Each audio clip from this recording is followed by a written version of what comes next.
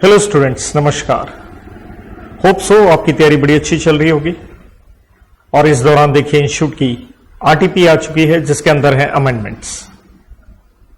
दिसंबर 2021 का अटेम्प्ट, देखिए नवंबर 2021 लिखा है लेकिन आप सारे जानते हैं दिसंबर में अटेम्प्ट चला गया। उससे रिलेटेड नेगोशिएबल एक्ट से रिलेटेड जो अमेंडमेंट है इंस्टीट्यूट ने पहले ही बता दी थी। आरटीपी के अंदर उन्होंने कोई खुलासा नहीं किया। उससे रिलेटेड मैंने आपको एक PDF file section wise chapter wise लिख के दे भी दी थी।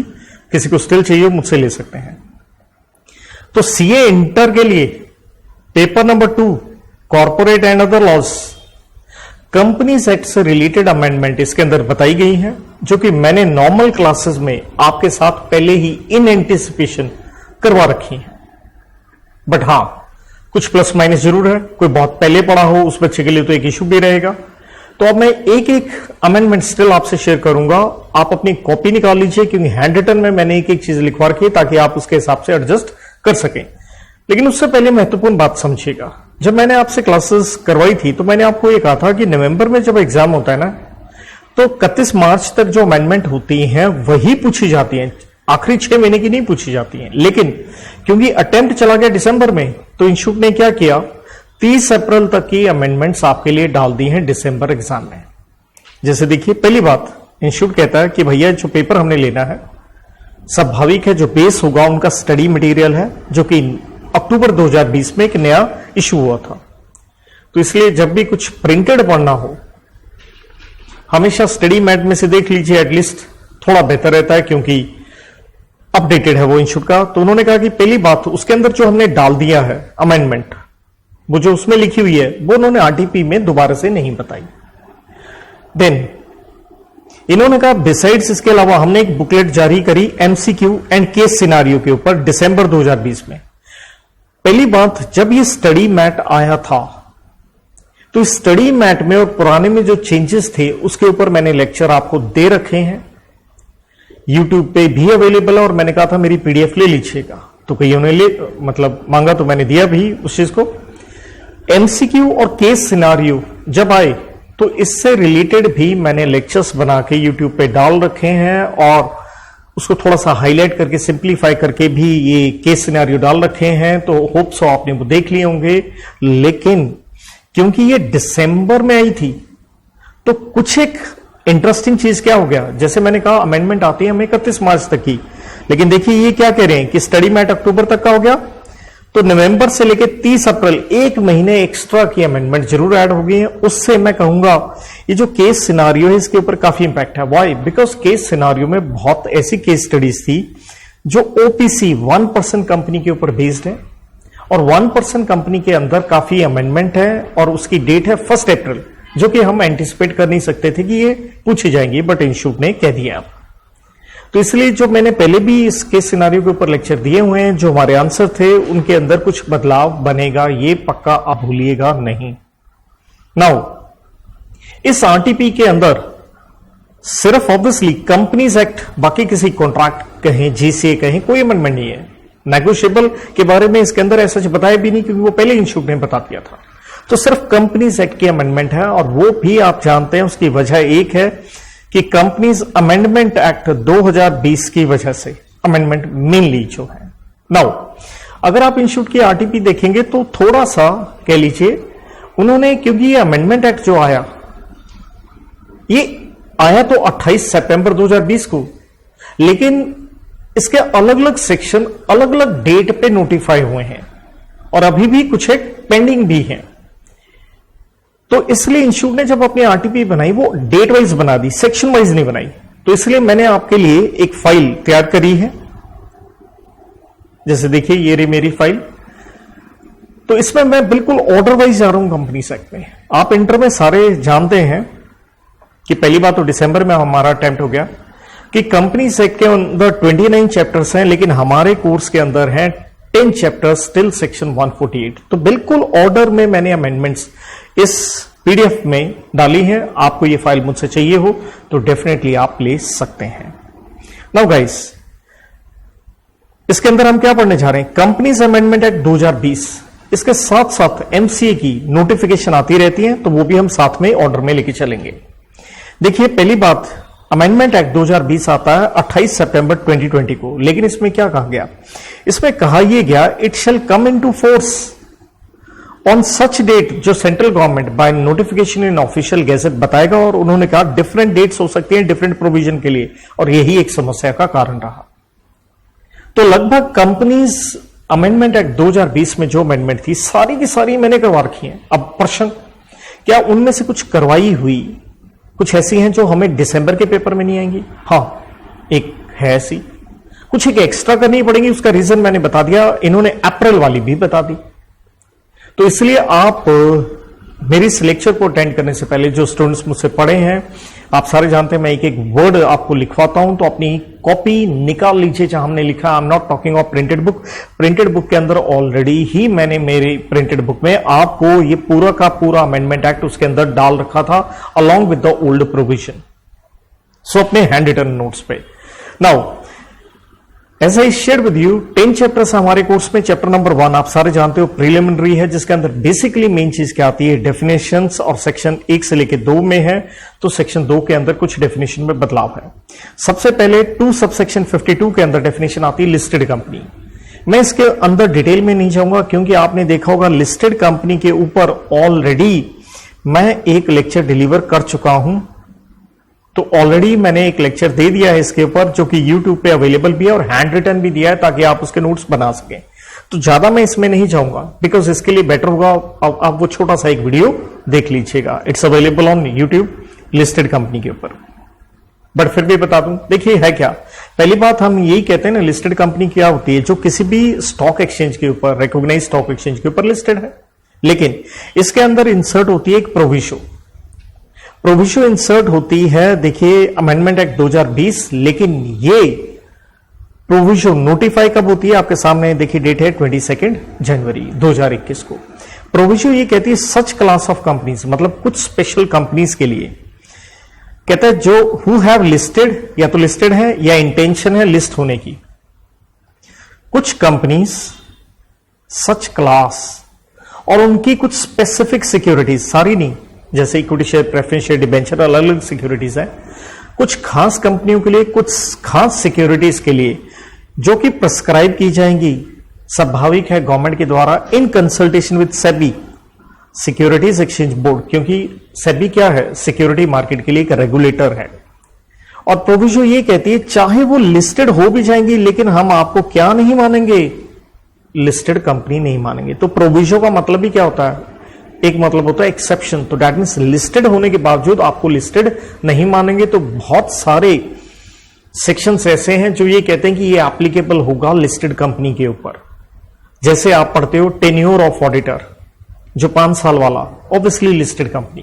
तो आप क्या कह रहे हैं? कुछ लिस्टेड होने के बाद भी आपको लिस्टेड नहीं मानेंगे। प्रश्न, ये सेंट्रल गवर्नमेंट प्रिस्क्राइब करेगी कुछ कंपनी की कुछ एक सिक्योरिटीज, तो उसके ऊपर प्रिस्क्राइब किया गया, और ध्यान से देखिएगा, ये जो प्रिस्क्राइब किया जाता है, ये किया जाता है, देखिए ये 1 अप्रैल 2021 से इफेक्टिव डेट। और ये एक अमेंडमेंट लाई गई किसके अंदर? रूल्स के अंदर। Rule 2A। रूल 2A किसका? ऑब्वियसली चैप्टर नंबर 1 का। चैप्टर नंबर 1 से रिलेटेड रूल आप सारे जानते हैं, the company specification of definition detail rules 2014। तो उसके अंदर ये लिस्ट बताई गई है। तो मेरा हैंड रिटन वो लेक्चर आप देख लेंगे तो प्रॉपर एक चार्ट बनेगा, will be good in your interest, आप उस ढंग से लिख लीजिएगा। फिर भी मैं मोटा मोटा बोल दूं तो कहता है इन कंपनी को हम लिस्टेड नहीं मानेंगे। कौन सी? चाहे आप पब्लिक कंपनी हो, कहता जिन्होंने अपने इक्विटी शेयर अगर लिस्ट नहीं किए, मींस इक्विटी शेयर के अलावा जैसे डेट सिक्योरिटीज हैं, अगर आपने लिस्ट कर रखी हैं तो हम आपको लिस्टेड नहीं मानेंगे। जैसे बताया गया क्लॉज नंबर 1 के अंदर कि जिन्होंने क्या लिस्ट किया? अपनी non convertible debt securities. Convertible नहीं है इक्विटी शेयर में, नॉन कन्वर्टेबल डेट सिक्योरिटीज वो भी कौन सी? जो इश्यू हुई हैं ऑन प्राइवेट प्लेसमेंट बेसिस, जिसके ऊपर आप सेक्शन 42 में पढ़ते हैं कि एक पब्लिक इश्यू नहीं आया, प्राइवेट प्लेसमेंट पे आपने ये non convertible debt securities issue करी हैं। जैसे देखिए बेसिकली क्या होता है, आपने लोन लेना है, राइट? तो बहुत बार ऐसा होता है कि जिन फाइनेंशियल इंस्टीट्यूशन से आप ले रहे हो, पैसा उठा रहे हो, क्योंकि डेट सिक्योरिटीज का मतलब ही क्या है? लोन है। तो उनकी एक कंडीशन होती है कि भैया आपको लिस्टिंग करवानी पड़ेगी।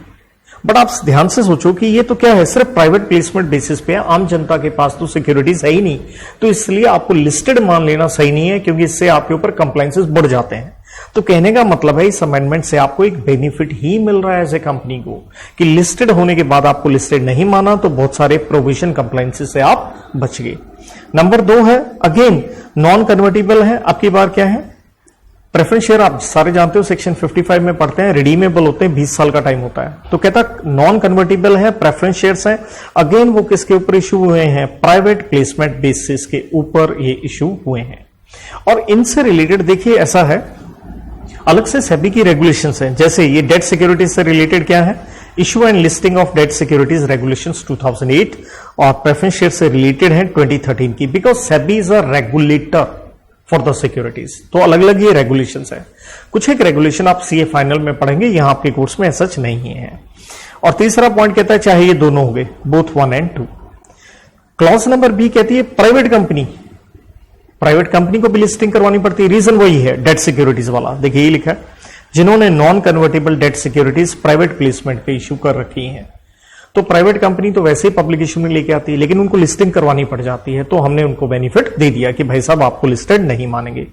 तीसरा पॉइंट फिर से पब्लिक कंपनी के लिए आता, अब की बार कौन सी पब्लिक कंपनी, कहता चाहे अब की बार आप इक्विटी शेयर लिस्ट करवाना चाहते हैं, लेकिन ये लिस्ट कहां हुए हैं, हिंदुस्तान के बाहर, इन अ jurisdiction as specified in section 23 subsection 3। तो 23(3) क्या कहता है, ये यही कहता है भैया फॉरेन ज्यूरिस्डिक्शन में, हिंदुस्तान के बाहर अगर आप अपनी इक्विटी शेयर लिस्ट भी करेंगे तो हम आपको लिस्टेड नहीं मानेंगे। जबकि आपने देखा क्लॉज नंबर 1 क्या थी, कि हमने एक तरह से एक्सेप्शन उस पब्लिक कंपनी को दी जिसके इक्विटी शेयर लिस्टेड ना हो, राइट। जैसे हमने कहा डेट सिक्योरिटीज, प्रेफरेंस शेयर। जबकि यहां आते आते हमने क्या कह दिया कि अगर आपके इक्विटी शेयर्स लिस्टेड है, हिंदुस्तान के बाहर हैं, तो कोई टेंशन नहीं है, आपको हम लिस्टेड नहीं मानेंगे। तो इस पे ऑलरेडी लेक्चर है, प्लीज हैंड रिटन आपने लिखना हो तो वहां से लिख लीजिएगा, ज्यादा मैं इसमें नहीं जा रहा हूं, क्योंकि ऑलरेडी ये लेक्चर एक हैवी डोज होने वाला है। कुछ एक चीज मैं और एड ऑन कर दूं। देखिए कई बार कुछ बच्चे बहुत पहले पढ़े होते हैं मुझसे, तो एक उनकी विचारों की कोई अमेंडमेंट ना रह जाए, तो चाहे आरटीपी में नहीं भी दे रखा है तो मैं हल्की से एक आधी चीजें एक्स्ट्रा भी शेयर कर रखी हैं। तो जैसे ये बताऊं, गवर्नमेंट कंपनी से रिलेटेड ये आरटीपी में नहीं है। कहीं आप सोचो ये सर ने अपनी तरफ से अलग से क्यों डाल दी, अरे भाई पहले की है, क्योंकि इंस्टीट्यूट ने क्या कहा, जो हमारे स्टडी मैट में अक्टूबर तक जो हम बना रहे हैं उसमें जो हमने डाल दिया उसको हम इस आरटीपी में मेंशन नहीं करें, तो किसी का मिस ना हो जाए जिसने पहले पढ़ा हो, इसलिए मैं हल्का सा एक्स्ट्रा शेयर कर रहा हूं। गवर्नमेंट कंपनी 2 सबसेक्शन 45 में आप सारे जानते हैं, जब कोई भी सरकार, सेंट्रल हो, स्टेट हो या कॉम्बिनेशन हो, अगर उनके पास 51% क्या होते हैं, पेड अप कैपिटल होते हैं आपके, जिसका मतलब है इक्विटी शेयर या प्रेफरेंस शेयर। लेकिन एक एक्सप्लेनेशन इंसर्ट करी गई एमसीए की नोटिफिकेशन के द्वारा, और आप डेट देख रहे हैं 2 मार्च 2020, तो पुरानी है ये। कहता हम यहां पे पेड अप कैपिटल को पेड अप कैपिटल नहीं लेंगे, रादर क्या लेके चलेंगे, टोटल वोटिंग पावर लेंगे। अगर उस कंपनी ने क्या इश्यू कर रखे हैं, डीवीआर, डिफरेंशियल वोटिंग राइट वाले इक्विटी शेयर, बिकॉज आप जानते हो इक्विटी शेयर 2 प्रकार के होते हैं, एक ऑर्डिनरी, एक डीवीआर हो गए, वोटिंग राइट में फर्क आ जाता है, राइट। तो इसलिए कहता हम सीधा 51% पेड अप कैपिटल पे लगा दें, वो सेंस नहीं बनती। 51 का मतलब ही क्या है, गवर्नमेंट के पास कंट्रोल जाए, तो इसलिए अगर डीवीआर इश्यू कर रखे हैं तो पेड अप कैपिटल यहां लेंगे, ये गलत हो जाएगा। तो अगर डीवीआर नहीं इश्यू किए तो पेड अप कैपिटल ले लो, वरना इस वर्ड को हटा के क्या लगाओ आप, टोटल वोटिंग पावर, कि कम से कम 51% सरकार के पास अगर वोटिंग पावर जाएगी तो वो कंट्रोल आएगा उनके पास, और इसलिए वो बनेगी कंपनी गवर्नमेंट कंपनी। देन अब ये बड़ी अमेंडमेंट है जनाब, small company under section 2 subsection 85 हम पढ़ के आते हैं, ये आपको अपनी कॉपी में लिखना ही पड़ेगा। आप अपने नोट्स में जो हैंड रिटन मैंने बनवा रखे हैं वहां आपको एक बदलाव करना पड़ेगा, प्लीज जरूर कीजिए। देखिए पहली बात हम क्या पढ़ते हैं, स्मॉल कंपनी प्राइवेट कंपनी होती है, क्योंकि मीन्स में है ही क्या, अदर देन पब्लिक कंपनी। लेकिन इसमें पढ़ते होते हैं हम 2 कंडीशन, एक होती है paid up capital PUC, and दूसरी क्या होती है, टर्नओवर। तो हम पेड अप कैपिटल में लिमिट क्या पढ़ते थे कि पेड अप कैपिटल मैक्सिमम जिसकी कितनी हो, 50 लाख। लेकिन अब ये हटा के क्या कर दिया गया है, 2 करोड़, और आपके सामने है कौन सी डेट से, 1 अप्रैल 2021। तो आप समझिएगा, एज ए टीचर मैंने पहले ही एंटिसिपेशन में जितनी अमेंडमेंट बनती थी आपको पहले ही करवा दी थी रेगुलर क्लास में, कि बच्चे बेचारे परेशान ना हो। अप्रैल का मैं भी नहीं सोच सकता था, वरना आपको ये भी करवा देता, बता देता। तो 50 लाख को काट के 2 करोड़ कर दीजिए, और दूसरी बात, नो डाउट हम ये भी पढ़ते हैं कि पेड अप कैपिटल ये हायर अमाउंट किया जा सकता है 10 करोड़ तक, वो तो सेम ही है, मतलब 50 लाख की लिमिट होगी 2 करोड़। एंड टर्नओवर में जो लिमिट हम पढ़ते थे 2 करोड़ वाली, उसे आप 20 करोड़ कर लीजिए। मतलब सिंपल सी बात है, देखिए ये एमसी की नोटिफिकेशन है और ये आपके सामने है, ये आती है 1 डे ऑफ अप्रैल 2021। जबकि मैं आपको इंटरेस्टिंगली बताऊं, मुझे ये पहले से मालूम था 1 फेब से, लेकिन इस नोटिफिकेशन में बताया ये गया था कि ये जो अमेंडमेंट है it shall come into force on 1 day of April, तो इसलिए मैंने शेयर नहीं किया कि भाई ये तो अगले अटेम्प्ट में जाएगा, राइट। तो यही कहा गया कि पेड अप कैपिटल अब 2 करोड़, टर्नओवर कितना 20 करोड़। तो ये एक चीज लेके चलेगा, मतलब अब आपको पता होना चाहिए, बस चेंज ये है, paid up capital 2 CR and turnover 20 crore. अगर इतना है, पहले कोई प्रैक्टिकल क्वेश्चन आता था, हम 50 लाख एंड 2 करोड़ के हिसाब से सॉल्व करते थे। अब आपने ध्यान देना है इसके ऊपर। So this is a very very important amendment. तो मुझे लगता है इसके ऊपर पीपी का मतलब मैं हमेशा कहता हूं एक प्रैक्टिकल प्रॉब्लम एग्जाम में आ सकती है। डेफिनेटली आप इसको अच्छे से मैनेज करें। और कोई बड़ी बात नहीं, बस 2 लिमिट चेंज हुई है। देन इसके बाद हम आ जाते हैं चैप्टर नंबर 2 के अंदर, जो आप सारे जानते हैं इनकॉर्पोरेशन के ऊपर है, जिसे हम पढ़ते होते हैं सेक्शन नंबर 3 से लेके 22 के अंदर। और जैसे ये पहले थोड़ा मैंने ये INC 35 की बात कर रखी है कि जब आप कंपनी के इनकॉर्पोरेशन करते हैं और उसी के थ्रू आप GST नंबर भी लेते हैं, ये वैसे बता दूं मैं, ये RTP में नहीं है एज सच, लेकिन चलिए अमेंडमेंट है तो हल्की से एक नॉलेज दे रहा हूं कि जब कंपनी को डॉक्यूमेंट्स लगाने पड़ते हैं, एक होता ऑनलाइन आधार देना, एक है ऑफलाइन, जिसे हम कहते हैं हमारे पास आधार है उसकी फोटोकॉपी। तो एक वर्ड होता आधार ऑथेंटिकेशन फैसिलिटी, इसका मतलब है ऑनलाइन ही चेक कर लिया जाएगा। तो उससे रिलेटेड है कि भैया वहां आपसे एक ऑप्शन पूछा गया है, द फॉलोइंग, एक सीरियल नंबर वहां पे इंसर्ट किया गया है INC 35 एजाइल प्रो के अंदर कि do you wish to perform Aadhaar authentication, क्या आप उससे अपना ऑथेंटिकेशन करवाना चाहेंगे या नहीं, बस इतना सा है। कोई एग्जाम वाली इसमें कोई रॉकेट साइंस वाली बात नहीं है, RTP में मेंशन भी नहीं है। नाउ 1% कंपनी, जबरदस्त अमेंडमेंट अगेन ऑल से OPC में जबरदस्त अमेंडमेंट है। और ये फिर मैं कहूंगा this is very important, I am putting up star, PP stands for practical problem. तभी मैं कह रहा था पुराने जो केस स्टडी है बड़ा फर्क पड़ेगा, क्योंकि उसके ऊपर बड़े क्वेश्चन थे OPC के ऊपर। देखिए OPC में क्या चेंज है, बस मैं उसी की बात करूंगा। ऑब्वियसली OPC की डेफिनेशन आती है 2 सबसेक्शन 62 के अंदर, लेकिन हम सेक्शन 3 के अंदर भी पढ़ते हैं कि OPC क्या है, एक प्राइवेट कंपनी है और उसके ऊपर लगते हैं इनकॉर्पोरेशन रूल्स। अब रूल्स में बदलाव क्या है, सिर्फ मैं चेंज पे जाऊंगा। जैसे आप ये देख रहे हैं मेरे नोट्स में PDF भी लेंगे, जहां मैंने कुछ नहीं लिखा अंडरस्टूड है, कोई चेंज नहीं है भाई। यहां आगे चेंज, मैं चेंज लिख रहा हूं, जैसे ही लिख रहा हूं रूल नंबर 3 में कि ये 1 अप्रैल, समझ रहे हैं आप, इसलिए पहले नहीं शेयर किया था, मालूम तो मुझे पहले भी था, लेकिन इन्होंने कहा कि ये अमेंडमेंट इफेक्टिव 1 अप्रैल से होगी। क्या कहा इन्होंने, चेंज देखिए क्या है। हम कंडीशंस पढ़ते थे मेंबर के लिए एंड नॉमिनी के लिए, तो हम कहते थे भाई नेचुरल पर्सन होना चाहिए, हम ये पढ़ते थे इंडियन सिटीजन होना चाहिए, हम ये पढ़ते थे रेजिडेंट होना चाहिए, और हम ये पढ़ते थे रेजिडेंट होने के लिए उसका हिंदुस्तान में होना चाहिए 182 डेज पिछले फाइनेंशियल ईयर में।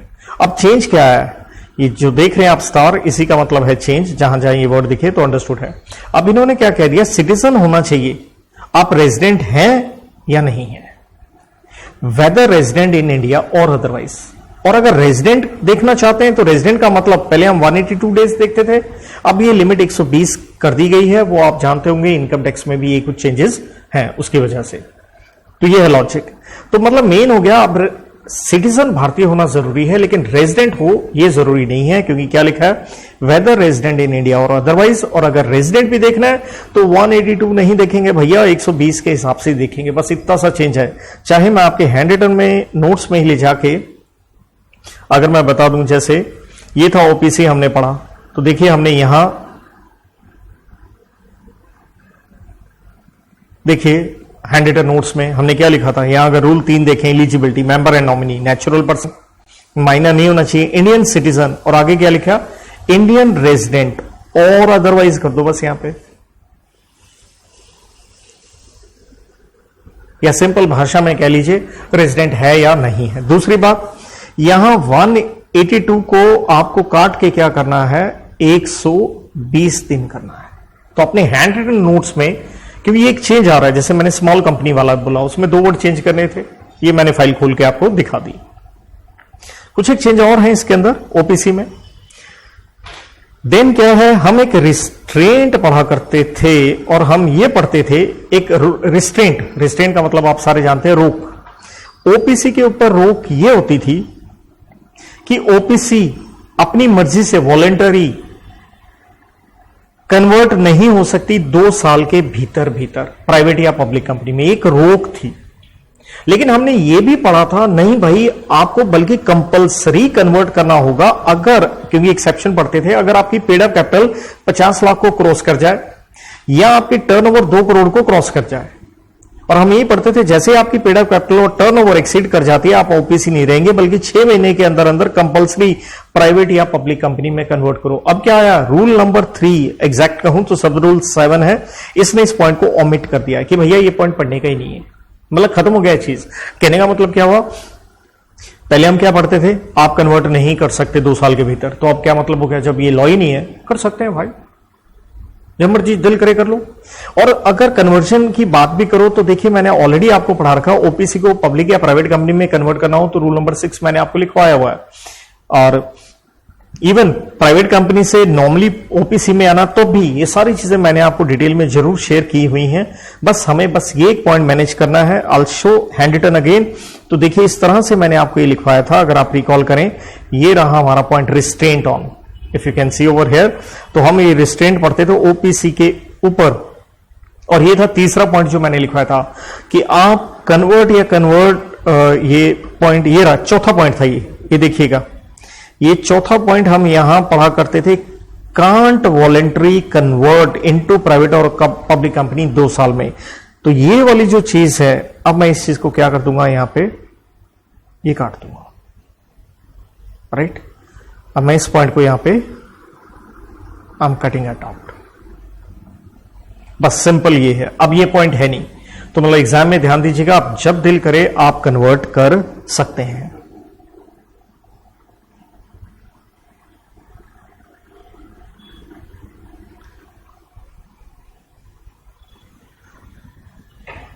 मूविंग अहेड, और इस पीडीएफ में भी देखिए कन्वर्ट करना है, ये वो रूल नंबर 6 ये प्रॉपर डिटेल मैंने दे रखी है, रूल नंबर 7 ये वो, कुछ एक्स्ट्रा आपने पढ़ना हो तो पढ़ भी सकते हैं यहां से। अब हम आते हैं सेक्शन 8 कंपनी के ऊपर, और यहां एक बड़ी चीज हम सीखने वाले हैं। सेक्शन 8 कंपनी, एनपीओ याद होगा आपको। देखिए बड़ी चीज सीखने वाले क्या है बेटा, कंपनीज अमेंडमेंट एक्ट 2020 कब आया सर? 2020 में आया। कौन सी डेट को आया? 28 सितंबर को आया। तो बेटा 2020 क्या हम अपनी जिंदगी से कभी भूल सकते हैं? Sir not at all, thanks for Covid. अब बेटा जब कोविड हुआ, लॉकडाउन हुआ, कंपनियां क्या हो गई, उनका बिजनेस कहां से चलेगा, काम कहां से करेंगे? आपको एक चीज सीखनी होगी, कंपनीज जो एक्ट है 2013 क्यों आया? इससे पहले था 1956 का।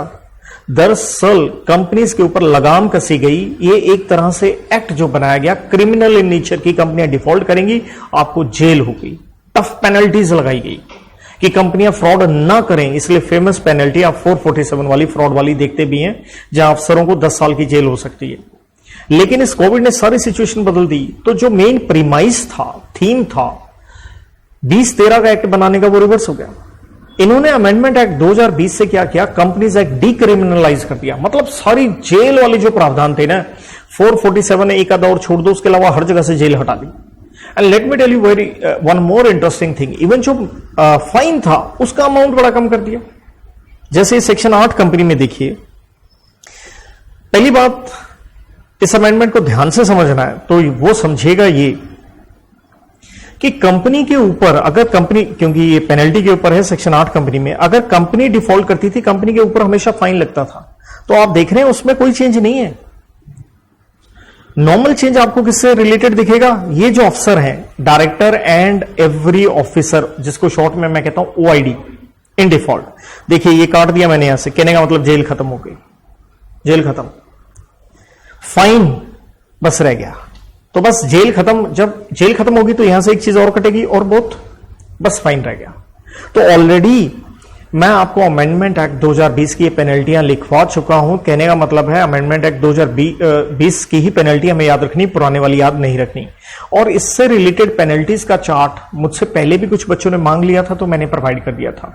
जिन्होंने नहीं मांगा मैंने नहीं दिया कि चलिए जब तक इंस्टीट्यूट अपनी तरफ से अपना अमेंडमेंट क्लैरिफाई ना करे काई को चार्ट देना, बट मैं ऑलरेडी दे चुका हूं। पेनल्टीज का चार्ट आपने अलग से लेना, you can take from me. और देखिए, ये देख रहे हैं आप, ये अमेंडमेंट कब आ गई थी? 31 दिसंबर को। इससे पहले आप क्या देख रहे थे? 22 जनवरी। तो अलग अलग डेट्स पे ये अमेंडमेंट हुई है, राइट। नाउ ये एक बहुत बढ़िया पॉइंट आ गया जी। हम पढ़ते हैं मेमोरेंडम, हम पढ़ते हैं उसकी नेम क्लॉज सेक्शन 4 में, और उसी की हम पढ़ते होते हैं रेक्टिफिकेशन ऑफ नेम क्लॉज। और इंटरेस्टिंग देखिएगा, सेक्शन 16 यहां एक चेंज करना पड़ेगा आपको अपने नोट्स में। क्यों? देखो मैंने क्या लिखा है, this amendment not applicable for December 2021 exam. Amendment एक 2020 की अमेंडमेंट है, लेकिन ये दिसंबर में एप्लीकेबल नहीं है। सर क्यों नहीं एप्लीकेबल? ये देखो रीजन। दरअसल ये अमेंडमेंट कौन सी डेट को नोटिफाई होती है? सितंबर। और इंस्टीट्यूट ने क्या कहा, हम कौन सी अमेंडमेंट आपको दिसंबर वाले पेपर में पूछेंगे? टिल 30 अप्रैल। तो दैट मीन्स जिन बच्चों ने मेरी क्लासेस ऑब्वियसली 2022 के लिए भी ले रखी हैं, तो वो टेंशन ना लें, उनके लिए ये होगा ही होगा। अब चेंज क्या है? जब हम पढ़ते थे कंपनी को अपना नाम कंपलसरी बदलना पड़ेगा, रेक्टिफाई करना पड़ेगा। उसका वजह क्या आता था? हम दो वजह पढ़ते थे कि अगर सेंट्रल गवर्नमेंट को लगता है कि आपका नाम किसी सेम है या मिलता जुलता है, तो सेंट्रल गवर्नमेंट आपको कह सकती है भैया नाम बदलो, जबकि उसने अपनी पावर आरडी को डेलीगेट की हुई है। तो आपको 3 महीने के अंदर अंदर नाम बदलना पड़ता था ऑर्डिनरी रेजोल्यूशन पास करते हुए। इसमें कोई चेंज नहीं। नंबर 2 था, मान लीजिए मैं एक रजिस्टर्ड प्रोप्राइटर हूं ट्रेडमार्क एक्ट के अंदर, ये रहा ट्रेडमार्क। तो मैंने एक ट्रेडमार्क में अपना एक मार्क रजिस्टर करवा रखा है, तो क्या वो सेम मार्क, वो सेम नाम तुम्हें मिल सकता नहीं ना? तो मान लीजिए आपने भी सेम नाम ले लिया, तो यहां मैं एक रजिस्टर्ड प्रोप्राइटर हूं, मैं एक एप्लीकेशन दूंगा, और इसके लिए टाइम पीरियड होता है 3 साल के भीतर भीतर मैं सेंट्रल गवर्नमेंट को एप्लीकेशन दे सकता हूं। और अगर सेंट्रल गवर्नमेंट को लगता है ये नाम मिलता जुलता है, क्योंकि ट्रेडमार्क एक्ट में अगला रजिस्टर्ड है, तो वो आपको कहेगी कि भैया आप नाम बदल लें 6 महीने के भीतर भीतर। अब देखिए हैंड रिटन में हमने लिखा होगा 3 महीना। क्यों? क्योंकि अमेंडमेंट एक्ट ने 2020 ने 3 महीना टाइम कर दिया, जबकि पहले था 6 महीना, राइट। तो बस क्योंकि अब हमें क्या पढ़ना पड़ेगा यहां पे, ये अमेंडमेंट दिसंबर के लिए नहीं है, तो आप अपने हैंड रिटन नोट्स में जो 6 महीना कर लीजिएगा इस 3 महीने को, बस इतना सा यहां सब सेक्शन 1 में एक तो ये पॉइंट है, राइट। जिनका अटेम्प्ट 2022 में वो कुछ ना करें, वो 3 महीने रहने दें, बाकी 6 महीना कर लें। लेकिन एक चीज बड़ी और है, तो दरअसल सब सेक्शन 3 इन्होंने सब्स्टिट्यूट कर दिया अमेंडमेंट से। मतलब पहले होती थी पेनल्टी, पहले पेनल्टी होती थी, तो पेनल्टी ये थी कि कंपनी के ऊपर फाइन लगेगा 1000 रुपए डेली का अगर आप डिफॉल्ट करते हैं, एंड ओआईडी के ऊपर, ऑफिसर इन डिफॉल्ट के ऊपर लगेगा 5000 से लेके 1 लाख, मतलब मिनिमम 5000 मैक्सिमम 1 लाख। तो आपको ये फाइन एड ऑन करना पड़ेगा कि कंपनी के ऊपर ये 1000 रुपए है, ओआईडी के ऊपर ये है। और ये जो हमने नया लॉ लिख दिया था, क्योंकि सब्स्टिट्यूशन हुआ इस सब सेक्शन 3 का सब्स्टिट्यूशन, तो सब्स्टिट्यूशन ये हुआ था कि भाई साहब अगर कोई कंपनी डिफॉल्ट करती है, ये रेक्टिफिकेशन नहीं करती, तो सेंट्रल गवर्नमेंट अपनी तरफ से आपको एक नया नाम क्या कर देगी, अलॉट कर देगी, और आपको एक fresh COI certificate of incorporation दिया जाएगा। तो ये जो लिखा हुआ है ये चीज भैया जिनका 2022 में अटेम्प्ट है उनके लिए है, तो जिनका दिसंबर में अटेम्प्ट है उनको ये चीज हटा के रादर ये चीज लेके चलनी है। तो ये 2 बदलाव आपको करने पड़ेंगे। मैं इवन आपको इससे रिलेटेड हैंड रिटन शो कर देता हूं। देखिए ये हमने सेक्शन 16 यहां देख रहे हो, राइट। और मैंने यहीं पे पहले भी अगर आप यहां देखें ये अमेंडमेंट एक्ट 2020 का जिक्र किया था कि भाई साहब लेकिन अब जिनका अटेम्प्ट दिसंबर में है उनको यहां पे टाइम पीरियड लेना पड़ेगा 6 महीना, 3 महीने की बजाय 6 महीना। एंड यहां पे भी देखिए अमेंडमेंट एक्ट 2020 की बात है, उनको यहां से ये चीज हटा करके ये वाली चीज, मतलब इस चीज का जिनका दिसंबर में अटेम्प्ट है उनको ये हटा करके यहां पे क्या लिखनी होगी, पेनल्टी, जो कि है फाइन कंपनी ओआईडी के ऊपर, राइट। जो मैंने बता दिया कंपनी के ऊपर 1000 रुपए है, ओआईडी के ऊपर 5000 से लेके 1 लाख तक है। तो ये हल्का सा आपको बदलाव करना पड़ेगा। बाकी मैंने कहा ऑब्वियसली ये PDF you will get now, और हर पॉइंट के ऊपर देखिए मैंने लॉजिक और रीजनिंग के साथ क्यों ऐसा है, क्यों ऐसा हुआ, वो मेंशन किया भी हुआ है। इसके बाद ऑब्वियसली बेटा हम आ जाते हैं चैप्टर नंबर 3 जो कि डील करता है किसके ऊपर, prospectus and allotment of securities, जो हम पढ़ते हैं सेक्शन नंबर 23 से लेते हुए 42 तक। तो इसमें पहली बात देखिएगा, कोई ज्यादा टेंशन की बात नहीं, ये है सेक्शन 23 किसके ऊपर है, public offer and private placement. इसके अंदर क्या थे, पहले होते थे 2 सबसेक्शन 1 एंड 2, वो क्या अमेंडमेंट से 2 और सबसेक्शन इंसर्ट हो गए 3 एंड 4। बट समस्या क्या हुई, 3 एंड 4 इंसर्ट तो हो गए लेकिन ये अभी तक क्या नहीं हुए, नोटिफाई नहीं हुए। तो नोटिफाई नहीं हुए तो अंडरस्टूड है, क्या लिखा है, not applicable for December 2021 attempt. तो जो सबसेक्शन 3, 4 मैंने आपको लिखवाए हैं, बस आप क्या कर सकते हैं, उन्हें ये दोनों हटा दीजिए। हमने एडिटर लिखे हुए हैं, जिनका 2022 में अटेम्प्ट है वो लिखे रखें, जिनका दिसंबर में है बस वो चाहे साइड पे लिख दें या काटा मार दें। सब सेक्शन 3 एंड 4 के ऊपर सेक्शन 23 में एग्जैक्टली मैंने आपको इसी तरह से अमेंडमेंट बता के चीज लिखी थी, बस ये 2 हटा दीजिए सेक्शन 23 के अंदर। प्रोस्पेक्टस वाला हमारा चैप्टर अपना रजिस्टर आई होप सो लेके बैठे होंगे ताकि आपको पता चले, क्योंकि आपने हैंड रिटन बड़ी मेहनत करी है, तो बिल्कुल उसके अंदर ये बदलाव कीजिए और मेरे साथ इस लेक्चर के साथ अपना कॉपी खोल के करते जाइए, वरना बाद में आप परेशान होंगे। अगर आप ये पीडीएफ लेके सोचेंगे मैं बाद में कर लूंगा, आधी चीजें तो आपको पता ही नहीं चलनी भाई क्या करना है क्या नहीं। बस ये 2 पॉइंट हटाने हैं और ये वही है। दरअसल ये सबसेक्शन 3 देखो तो इसका जिक्र वही लिस्टेड कंपनी वाले में था कि हिंदुस्तान के बाहर अगर आप फॉरेन ज्यूरिसडिक्शन में लिस्टिंग करवाते हैं, ये उसी के ऊपर पॉइंट है। और यही लिखा है कि भाई अगर आप हिंदुस्तान के बाहर लिस्टिंग करवाते हैं तो सेंट्रल गवर्नमेंट आपको कुछ एग्जाम्पशंस दे सकती है और इन सेक्शनों से रिलेटेड आपको एग्जाम्पशंस देगी। कि इस चैप्टर से रिलेटेड चैप्टर नंबर 4 जो कि शेयर कैपिटल वाला चैप्टर है एंड सेक्शन 89, 90 एंड 127 से related exemption. Now section number 26 जो हम पढ़ते हैं कि प्रोस्पेक्टस के अंदर आपने क्या कंटेंट्स डालने, हल्की सी अमेंडमेंट है। एज आई सेड पेनल्टी से रिलेटेड अमेंडमेंट है भैया। क्या कर दिया इन्होंने, कंपनी वाली पेनल्टी पे कोई चेंज नहीं है, जो अफसरों वाली थी, एवरी पर्सन जिसने ये मिसलीडिंग स्टेटमेंट प्रोस्पेक्टस पे लिखवाई, ये जेल खत्म कर दी। देखो ये काटा मार दिया मैंने, जेल वाला पॉइंट। तो जेल खत्म हो गया तो बोथ वाला वर्ड भी कटेगा। ये ऑलरेडी आपने कॉपी में लिखा हुआ है, बस आपको पता होना चाहिए। सिंपल अब क्या बचा, फाइन बचा, राइट।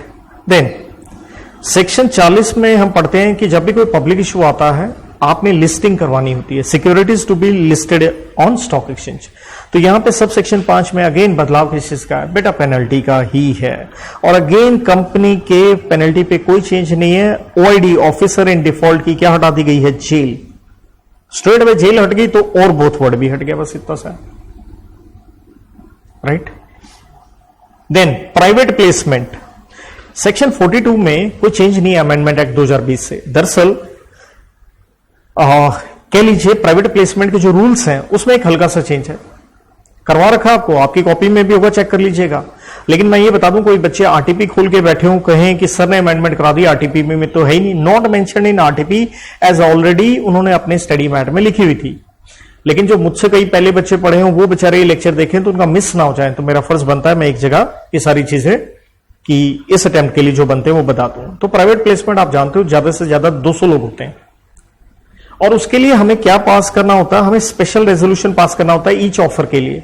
लेकिन आपको याद होगा हम एक एक्सेप्शन पढ़ा करते थे, वो ये था कि अगर आपने नॉन कन्वर्टिबल डिवेंचर इश्यू किए हैं आपको हर बार एसआर की जरूरत नहीं है, एक एसआर से ही काम चल जाएगा। It shall be sufficient if the company passes a previous special resolution only once in a year. साल में एक बार पास कर दो, बार बार चाहे नॉन कन्वर्टिबल डिवेंचर्स आप इश्यू करते जाएं।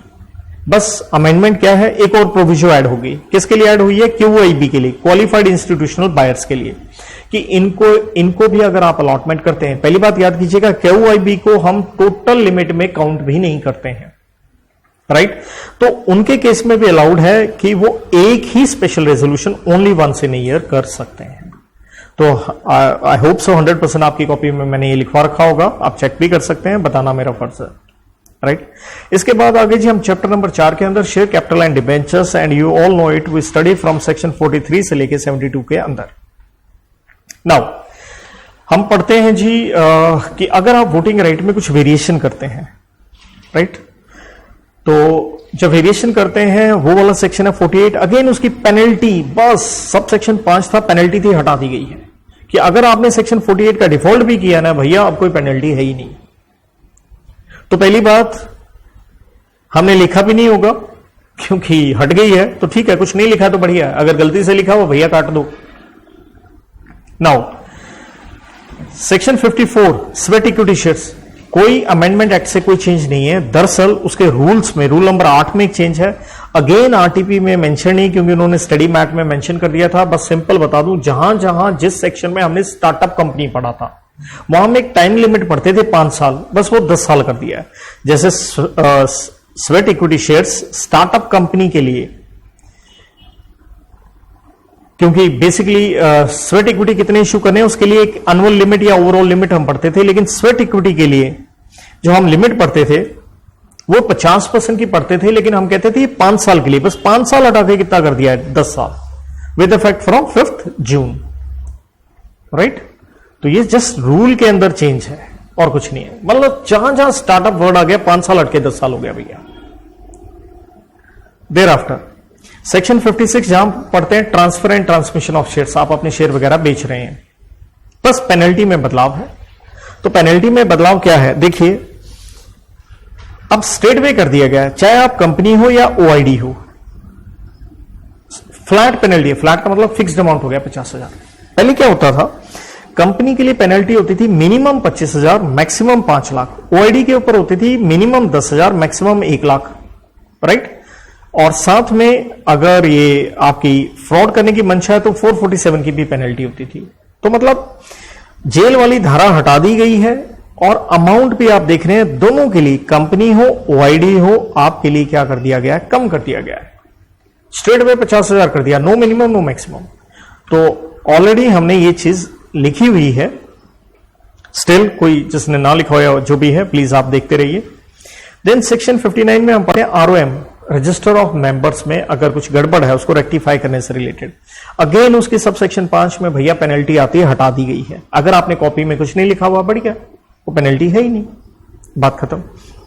देन सेक्शन 62 जिसके अंदर हम पढ़ते हैं राइट शेयर्स, बेसिकली 62(1)(a) के अंदर, तो हम कहते हैं राइट शेयर के लिए कंपनी क्या जारी करेगी, एक नोटिस देगी, एक समय देगी आपको सोचने के लिए कि शेयर लेने या नहीं, और ये समय होगा 15 दिन। लेकिन अमेंडमेंट ये है कि ये टाइम पीरियड कम भी किया जा सकता है, एज में बी प्रिस्क्राइब्ड, कि रूल्स के द्वारा बताया जाएगा, 15 से कम भी किया जा सकता है। तो ये ऑलरेडी हमने कॉपी में लिखा होगा, बस इतनी सी अमेंडमेंट है, बस ये हिस्सा 15 दिन के साथ और सच लेसर नंबर ऑफ डेज, आप अपना कॉपी में चेक कर लीजिए, राइट। 22 जनवरी 2021 को ये नोटिफाई हुआ। देन ईसोप आ गया जी 62(1)(b) के अंदर, कुछ नहीं है जी, रूल में, जस्ट रूल में देखिए ये रहा रूल नंबर 12, ये तो डेफिनेशन है, कोई चेंज नहीं है, बस स्टार्टअप वाला पॉइंट है, वही जो मैंने कहा 5 साल हट के कितना 10 साल, वो अपनी कॉपी में आप देख सकते हैं 10 साल, राइट। अगेन ये आरटीपी में नहीं क्योंकि उनके स्टडी मैट में उन्होंने दे रखा था। सेक्शन 64 देखिएगा, पहली बात बच्चे परेशान हो जाते हैं, सर सेक्शन 64 हमने कहां लिखा है कॉपी में, अरे यारो आपको पता होना चाहिए, जब हम पढ़ रहे थे मेमोरेंडम की कैपिटल क्लॉज उसकी ऑल्ट्रेशन पढ़ते थे तो सेक्शन 61 में हम पढ़ा करते थे टाइप्स ऑफ ऑल्ट्रेशन, सेक्शन 61 के अंदर ये देखिए। और फिर हम कहते थे जब ऑल्ट्रेशन करते हो आपको आरओसी के पास फाइलिंग करनी होती है ऑर्डिनरी रेजोल्यूशन से, राइट। तो ये सेक्शन नंबर 64 वही है कि आरओसी के पास जो फाइलिंग करनी होती है कि आपने 61 के अंदर ऑल्ट्रेशन करी है, या सेक्शन 62 में जब हम कहते थे कि सेंट्रल गवर्नमेंट की पावर है कि इक्विटी शेयर्स वगैरह जो हैं, मतलब अगर कंपनी का लोन डिबेंचर वगैरह है उनकी पावर होती है उसको शेयर्स में कन्वर्ट किया जा सकता है, तो उससे कंपनी की ऑथराइज्ड कैपिटल ऑल्टर करनी पड़ जाती है। तो ये ऑल्ट्रेशन की ही बात है यहां पे, चाहे वो 61 हो चाहे वो 62 से हो, लेकिन दोनों में बात किसकी है भैया, कैपिटल क्लॉज ऑल्टर हो रही है। या फिर अगर कंपनी ने अपने प्रेफरेंस शेयर क्या कर दिए हैं, रिडीम कर दिए हैं, तो ऑब्वियसली कंपनी की क्या होगी, कम, पेड अप कैपिटल कम होगी भैया, तो कैपिटल में क्या आ गया, चेंज आ गया, राइट।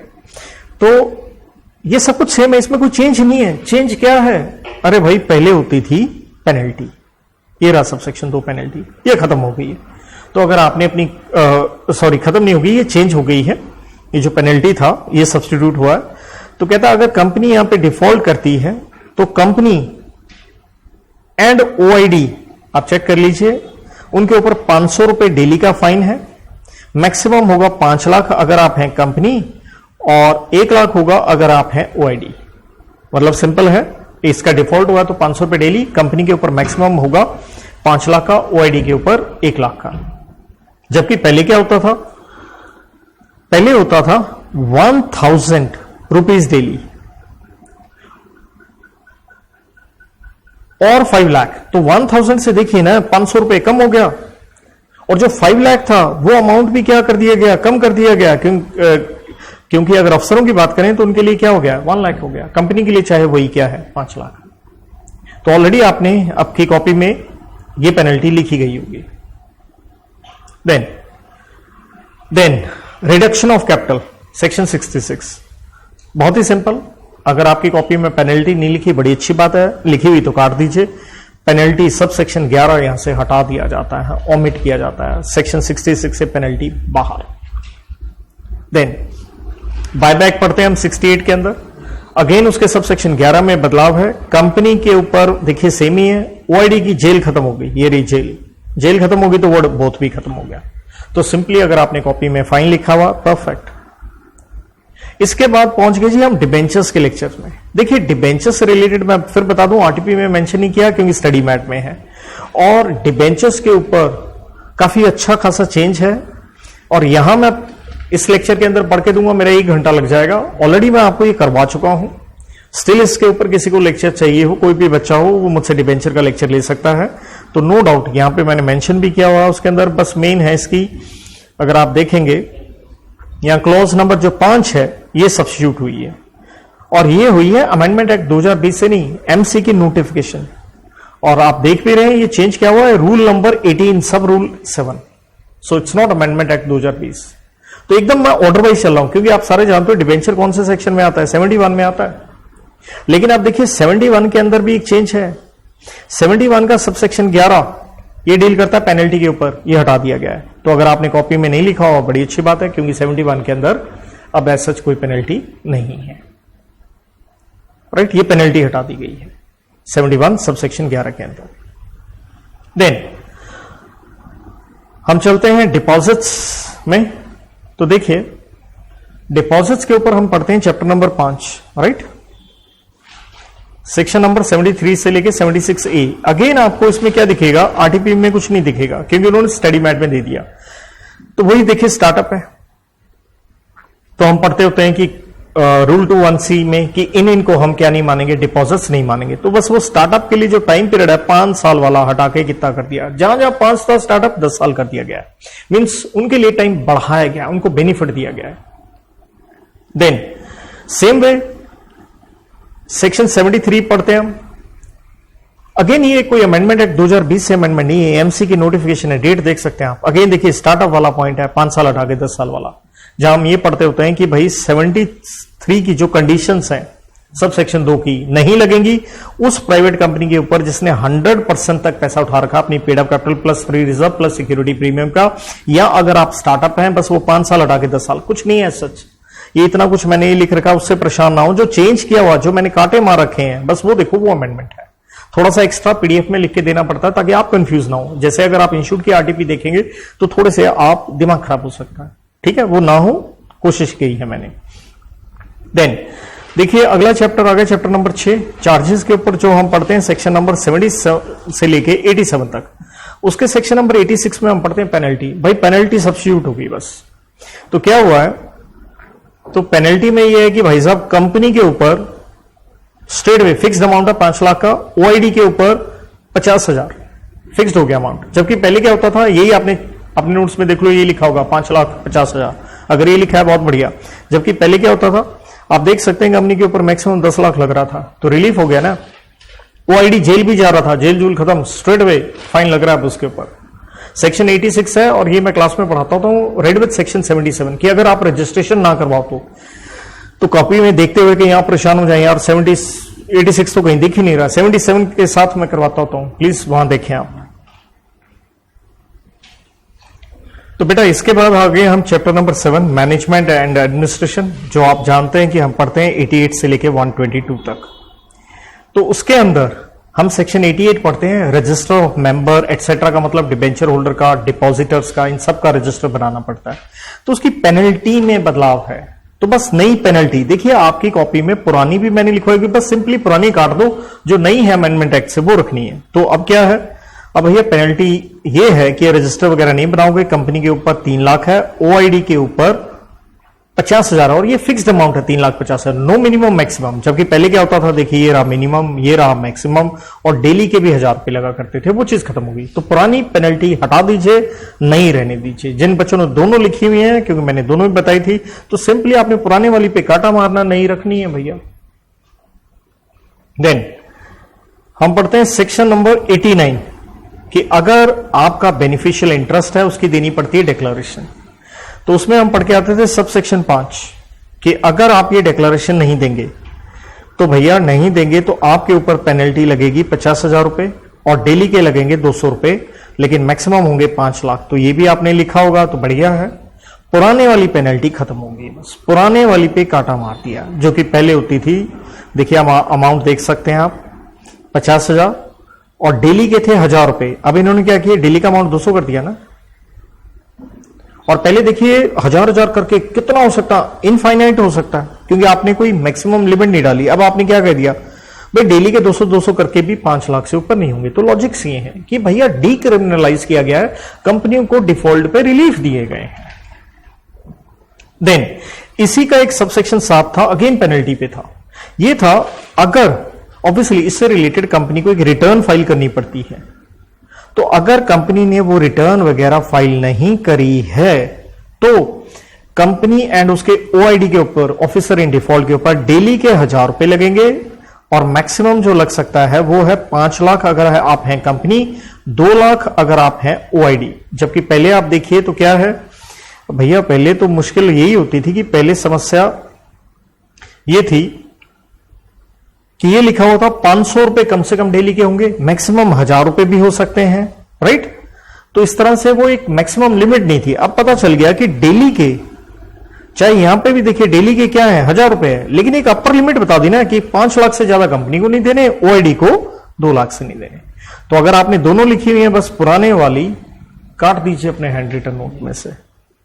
देन इसी का एक सबसेक्शन 11 और है, जो कि ये कहता है सेंट्रल गवर्नमेंट एग्जम्पशन दे सकता है कुछ लोगों को कि आपको कंप्लायंसेस नहीं करने हैं इस सेक्शन के, और ये एग्जम्पशन दे सकता है इन द पब्लिक इंटरेस्ट।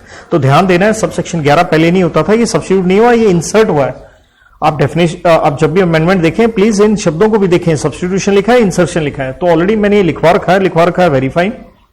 किसी बच्चे ने गलती से ना लिखा हो या पहले क्लास से ली हो, बस वो इतना लिख ले। देयर आफ्टर सेक्शन 90, ये जिसपे हम पढ़ते हैं एसबीयू, सिग्निफिकेंट बेनिफिशियल ऑनर वाला। यहां पे भी देखिएगा ये 2 सेक्शन थे, 10 एंड 11 पेनल्टीज पे थे, बस उसी में बदलाव है। तो सब सेक्शन 10 कहता अगर आपने सिग्निफिकेंट बेनिफिशियल ऑनर है और आपने अगर डिक्लेरेशन नहीं दी है तो आपको 50,000 रुपए का फाइन लगेगा, और अगर कॉन्टिन्यूस डिफॉल्ट है तो डेली के 1,000 रुपए भी लगेंगे, लेकिन मैक्सिमम है 2 लाख। तो आपने ये पक्का लिखा होगा, पुरानी पेनल्टी काट दीजिए। जबकि आप पुरानी पेनल्टी को अगर आप गौर से देखें तो वहां दिक्कत क्या थी, मैक्सिमम 10 लाख तक जा रहा था, और यहां आप देख सकते हैं मैक्सिमम कितना रहने वाला है, 2 लाख। तो रिलीफ है। सेम वे सब सेक्शन 11 में है कि कंपनी ने अगर रजिस्टर वगैरह जो मेंटेन करने थे आपने मेंटेन नहीं किए हैं, तो भाई साहब यहां पे कंपनी के ऊपर जो फाइन है वो 1 लाख का है और डेली का 500 रुपए का है, मैक्सिमम लेकिन 5 लाख से ज्यादा नहीं होगा। जबकि ऑफिसर इन डिफॉल्ट के ऊपर 25,000 है और डेली के हैं 200 रुपए और मैक्सिमम है 1 लाख। तो मेरा समझाने वाला ऐसा कुछ नहीं भैया, पेनल्टी है पढ़ के बता रहा हूं। तो सिंपल है, आपने दोनों लिखी हुई है, तो पुराने वाली जो थी उसको काटा मार दीजिए। वजह यही है, बड़ा रिलीफ है, क्योंकि आप यहां देख सकते हैं 50 लाख तक फाइन आपको चला जाता था, तो अब तो बहुत बड़ा रिलीफ हो गया है, क्योंकि 5 लाख से ऊपर कंपनी को नहीं है और ओआईडी को 1 लाख से ऊपर नहीं है। So that's a big relief. Anmol return, very interesting section 92। Again उसका पेनल्टी है सबसेक्शन 5 में, और ये है कंपनी एंड ओआईडी। पहले होती थी 50,000 रुपए, अब है 10,000। तो बस अगर आपने दोनों लिखी हैं तो 50,000 काट दीजिए, 10,000 है। और इसी में कॉन्टिन्यूअस फेलियर है, अगर डेली का फेलियर है तो उसमें पेनल्टी 100 रुपए है। मैक्सिमम पहले होता था 5 लाख, अब वो कर दिया गया है 2 लाख अगर आप कंपनी है, और अगर आप ओआईडी हैं तो 50,000 है। तो दैट मीन्स जो पहले होती थी पेनल्टी वो होती थी 5 लाख मैक्सिमम, वो हट गई। 5 लाख हटा के क्या किया आपने, कंपनी के लिए आपने 2 लाख बना दिया अपर लिमिट, और ओआईडी के लिए 50,000, जबकि डेली वाला आपने सेम वही रखा है 100 रुपए। और नॉर्मल जो फाइन था 50,000 जो पहले लगता था वो हो गया 10,000, राइट। तो बस अगर दोनों लिखे हो, पुराने वाला काट दो, नए वाला रहेगा आपका। ये है पेनल्टी सबसेक्शन 6 में, ध्यान दीजिएगा, सीएस के ऊपर, कंपनी सेक्रेटरी के ऊपर।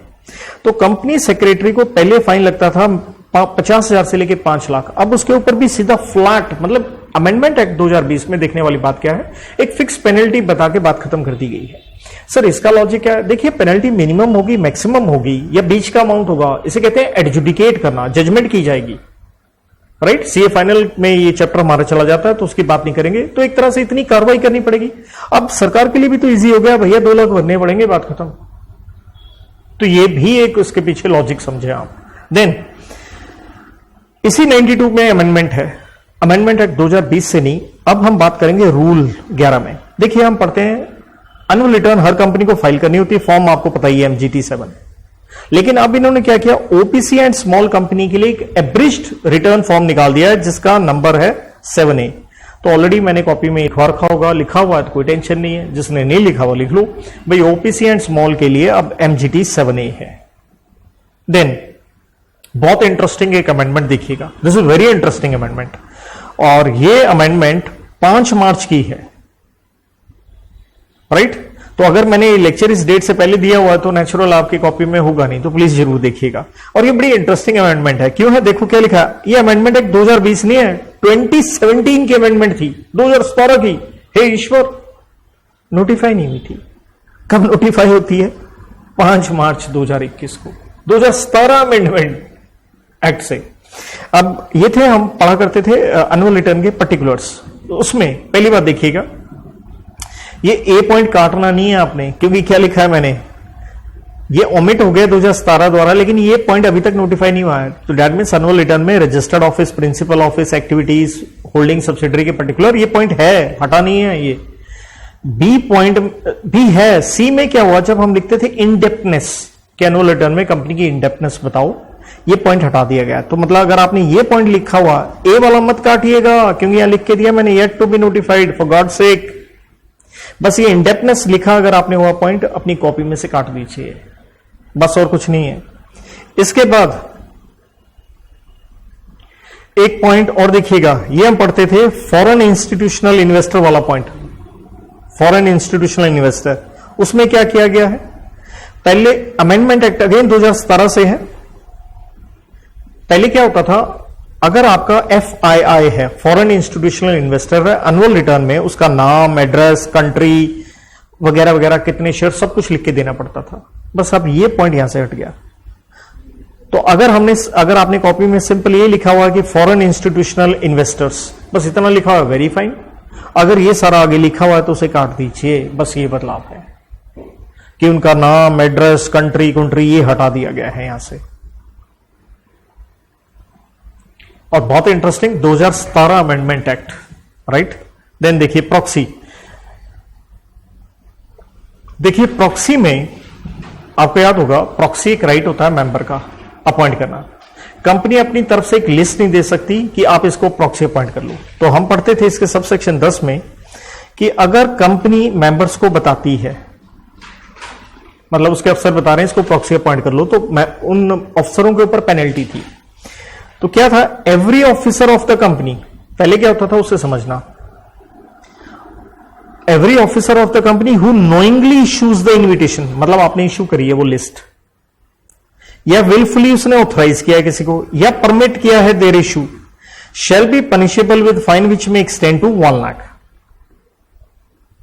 ठीक है, अब कोई टेंशन नहीं है, सेम वही है, हु इश्यूज द इन्विटेशन, बस क्या वर्ड हटा दिया, नोइंगली, इससे कोई फर्क नहीं पड़ता। और ऑथराइजेज ये वर्ड पहले भी था, और परमिट्स ये वर्ड पहले भी था, बहुत फर्क क्या है भैया, कुछ नहीं है। 50,000 की पेनल्टी है, पहले थी 1 लाख रुपया, तो आपने दोनों लिखी हुई है तो 1 लाख वाली काट दो। और इसकी प्रोविजन में बस एक इंग्लिश में एक वर्ड चेंज किया, पहले वर्ड होता था पनिशेबल, वो वर्ड हटा के बस क्या लिख दिया, shall be liable, there is nothing, क्योंकि पनिशेबल से एक मैसेज चला जाता, पता नहीं क्या क्या उसको मार कुटाई होनी है, जेल होनी है, बस लायबल, वो it's just English grammar, right, तो उसमें मत जाइए। तो सिंपल अगेन पेनल्टी के ऊपर ही चेंज है। देन सेक्शन 117, अगर आप याद करें 117 रेजोल्यूशन से रिलेटेड मैंने एक चार्ट दिया था आपको, राइट, ताकि उसको इजी करके दे सकूं। तो आप याद कीजिए, हम कहते थे जितने भी स्पेशल रेजोल्यूशन वगैरह हैं या एमडी वगैरह पॉइंट हमने किए हैं, तो उनकी एग्रीमेंट, उस स्पेशल रेजोल्यूशन आरओसी को 30 दिन में फाइलिंग करनी होती है। तो इसमें भी ना इसका सब सेक्शन 2 पेनल्टी पे था, वो सब्स्टिट्यूट किया गया है। तो बस पुरानी वाली पेनल्टी काट दीजिए, दोनों लिखी होंगी, दूसरी रहने दीजिए। तो अब पेनल्टी है क्या, देखिए कंपनी के ऊपर 10,000 की है, और डेली का अगर डिफॉल्ट है तो 100 रुपए की है, लेकिन 2 लाख से ऊपर नहीं जाएंगे। जबकि ओआईडी के ऊपर इंक्लूडिंग लिक्विडेटर ये 10,000 है और डेली के हिसाब से 100 रुपए हैं, और मैक्सिमम है 50,000। तो आप देख सकते हैं पहले क्या होती थी, पहले इन अफसरों पे मैक्सिमम 5 लाख होती थी, कंपनी के ऊपर 25 लाख होती थी। तो बड़ा रिलीफ दे दिया यार, क्योंकि अब कंपनी के ऊपर मैक्सिमम कितनी जा रही है, 2 लाख, और इनके ऊपर कितनी आ रही है, 50,000। बस पुरानी पेनल्टी हटा दीजिए, नहीं डाल लीजिए। इसमें एक और चेंज है, हम ये कहते थे आरओसी को फाइलिंग करनी है, एसआर की, एमडी की अपॉइंटमेंट की, राइट, या वॉलेंट्री वाइंडिंग अप हुई है कंपनी, या फिर रेजोल्यूशन पास हुए अंडर सेक्शन 179(3). तो याद कीजिएगा मैंने 179(3) के लिए आपको एक कोड की दी होगी, सीबीआई का बिल एफडी नाम से, कि इसके अंदर बोर्ड की कुछ पावर से एक लिस्ट है, जैसे मैं यहां शो करता हूं, ये देखिए। तो ये बोर्ड की पावर होती है 179(3) के अंदर। एक सीबीआई, सी से पॉइंट है कॉल मंगवाने की, बी से है बायबैक करने की, राइट, आई से है सिक्योरिटीज इश्यू करने की, देन होता था बिल, बीआईएल, मनी बोरो करने की, आई से इन्वेस्ट करने की, या आगे लोन या गारंटी देने की, गारंटी या सिक्योरिटी को। देन एफडी, ये रहा फाइनेंशियल स्टेटमेंट अप्रूव करना। डी से बिजनेस को क्या करना, अगर आपने डाइवर्सिफाई करना है। और आगे मैं कहता था कोड की होती है एटीएम। ए से अगर कंपनी की शादी हो रही है, अमेलगमेशन। टी से उसका टेक ओवर हो रहा है, देखिए कहीं होगा यहां पे वर्ड, ये रहा टेक ओवर। एम से कुछ अदर मैटर्स, ये सीए फाइनल का सेक्शन है। अब अमेंडमेंट क्या है वो सुनो। अभी देखिए मैंने क्या लिख के दिया, पहली बात 117 के अंदर पॉइंट क्या आता है, ये आती है जी क्लॉज नंबर जी, कि 179(3) के अंदर जो रेजोल्यूशन पास हुए हैं उसकी फाइलिंग करो आरओसी के पास। कौन से रेजोल्यूशन पास हुए हैं 179(3) में, ये लिस्ट बता दी आपको। इसके अंदर एक क्लॉज उठाओ जो मैंने ये डिफरेंट कलर किया हुआ, एफ क्लॉज। क्या है एफ क्लॉज में, लोन देना, गारंटी देना, राइट, इससे रिलेटेड चेंज है। देखो क्या चेंज है, देखना। दरअसल इस जी पॉइंट के साथ पहले एक प्रोविजन ये होती थी, पहली प्रोविजन आज भी है, क्योंकि हम पढ़ते होते हैं कि आपका हक है, आप देख सकते हैं या कॉपीज ले सकते हैं, जो भी कोई रेजोल्यूशन पास हुए हैं सेक्शन 399 में, ये हक होता है। जब हम पढ़ते हैं डॉक्ट्रिन ऑफ कंस्ट्रक्टिव नोटिस, वहां पे मैं जिक्र करता हूं इसका, तो आप ले सकते हैं। ये प्रोविजन आज भी है। चेंज क्या हुआ, जो पहले प्रोविजन थी ये हट गई है, उसकी जगह पे एक नई प्रोविजन आ गई। देख रहे हैं आप, प्रोविजन सब्स्टिट्यूटेड। पहले क्या थी, पहले उसे देखो, provided further that nothing contained in this clause shall apply to banking company. देख रहे हैं वर्ड आप, कहता बैंक के ऊपर ये क्लॉज नहीं लगेगी। किससे related, in respect of resolution passed to grant loan, guarantee और security in respect of clause F, जो मैंने हाईलाइट किया था। बैंक का काम ही क्या है, सर लोन देना, राइट, ये है ना जी, ये देखिए लोन, गारंटी वगैरह देना, बैंक का यही काम है। तो पहले ये प्रोविजन होता था कि अगर ये लोन गारंटी वाला पॉइंट है, जो कि हम पढ़ते हैं क्लॉज नंबर एफ में, कि ये बैंक के ऊपर एप्लीकेबल नहीं होगा। अब इन्होंने क्या किया, कुछ नहीं किया, लिस्ट बढ़ा दी। अब इन्होंने कहा ये पॉइंट ना तो बैंक के ऊपर एप्लीकेबल होगा, और बैंक को जैसी कुछ कंपनियां और भी होती हैं, जैसे हम कहते हैं शॉर्ट में NBFC, non banking financial company, जैसे सुना होगा आपने बजाज फाइनेंस, फुलरटन, काम क्या करते हैं, ये लोन देते हैं, बस बैंकों की तरह डिपॉजिट नहीं लेते। और इनको आरबीआई के पास क्या करवाना पड़ता है, रजिस्ट्रेशन करवाना पड़ता है चैप्टर 3B में। तो बस उनके लिए भी ये कह दिया गया। तीसरी बात इन्होंने ऐड कर दी कि हाउसिंग फाइनेंस कंपनी, जैसे आपने एलआईसी हाउसिंग फाइनेंस सुना होगा, जो कि रजिस्टर्ड होती है under the national housing bank act of 1987, जिसके बारे में आपने इनकम टैक्स में भी जब आप कैपिटल गेन पढ़ते हैं, कैपिटल गेन डिपॉजिट स्कीम, तो हो सकता है बहुत डिटेल में अगर आपके मास्टर साहब ने बताया हो तो ये वो वाली चीज है। बस अब बढ़ा दिया आपने। क्या कहा आपने ही क्या, further provided that nothing contain in this clause shall apply to a resolution pass to grant loan guarantee और provide security in respect of loans under clause F of subsection 3 of 179 in the ordinary course of business. पहले banking होता था भैया, दो और add हो गए, NBFC housing finance company. देखिए एक चीज समझ लीजिए, जो अमेंडमेंट है सारी मैंने लिख के दे दी, आरटीपी में है, उसके अलावा भी लिख के दे दी।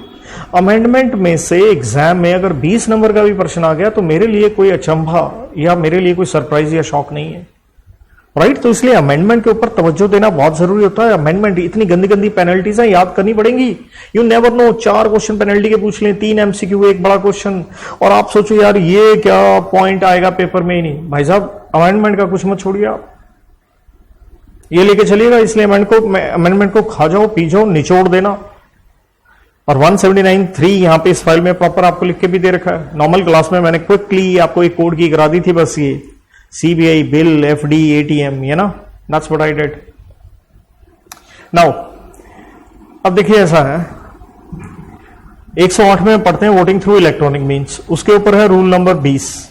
ये आरटीपी में नहीं बताया गया, एक एक्सप्लेनेशन इंसर्ट हुई है। और जबकि ये देखा जाए ये अमेंडमेंट ये इंसर्ट हुआ है 5 मार्च 2021 को, तो आरटीपी में होना चाहिए था, उन्होंने लिखा नहीं।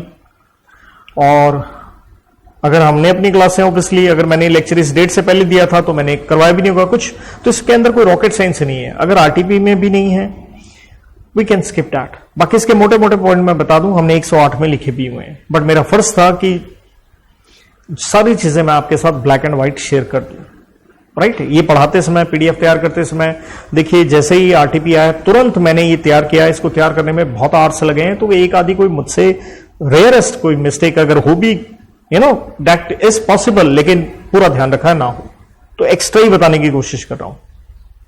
देन देखिए चैप्टर नंबर 8 पढ़ते हैं हम डिविडेंड के ऊपर। तो नेचुरल है भैया, ये 123 से 127 पे स्टार्ट होता है। उसका सेक्शन है 124, वो अनपेड डिविडेंड अकाउंट में जब हम पैसा ट्रांसफर कर देते हैं। कुछ नहीं हुआ जी, बस पेनल्टी चेंज हो गई है। तो अगर दोनों लिखी हुई है पुराने वाली काट दो।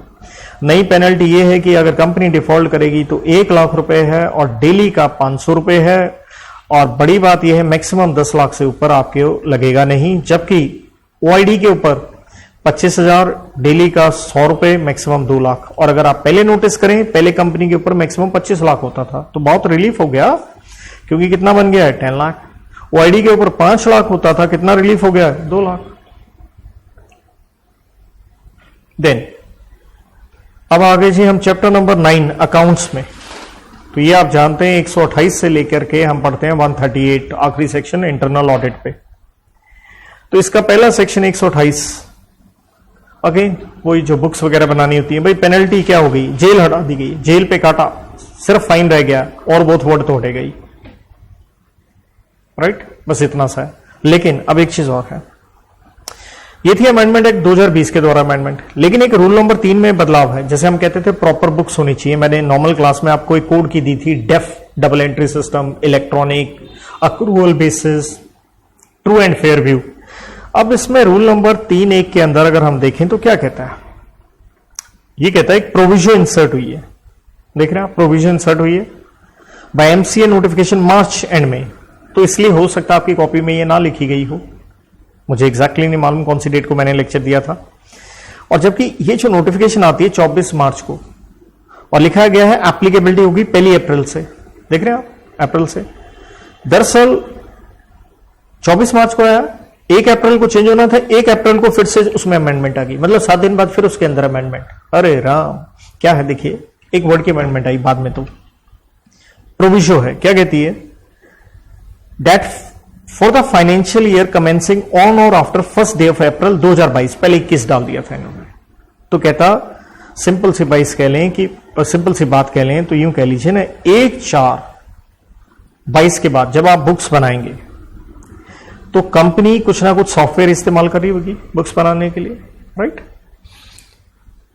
कहता आपने ऐसा अकाउंटिंग सॉफ्टवेयर इस्तेमाल करना है जिसके अंदर फीचर हो recording audit trail of each and every transaction, मतलब सॉफ्टवेयर, क्योंकि फ्रॉड होते हैं, मनी लॉन्ड्रिंग, काला धन, दिस एंड दैट, है ना, कि ऑडिट ट्रेल पता चल जाए ये ट्रांजैक्शन किधर से आई। वरना क्या है, आप कंपनियां क्या करती हैं, लेयरिंग कर देती हैं ट्रांजैक्शन की, पता ही नहीं चलता कहां से गोली घुमा दी आपने, 2 नंबर का काम। तो कहता इस तरह का सॉफ्टवेयर आपको इस्तेमाल करना होगा। Creating an edit log of each change made, change करोगे भाई साहब उसका भी एक लॉग तैयार, मतलब एक रिकॉर्ड तैयार करना पड़ेगा, और उसके साथ उसका date, and ensuring that audit trail can't be disabled. तो ये है 2022 से, लेकिन अमेंडमेंट इस तारीख से, और हमारे पेपर में कब तक आ रही है, 30 अप्रैल तक। तो ये प्लीज अगर कॉपी में नहीं लिखा है, ये प्रोविजो ऐड कर लीजिए।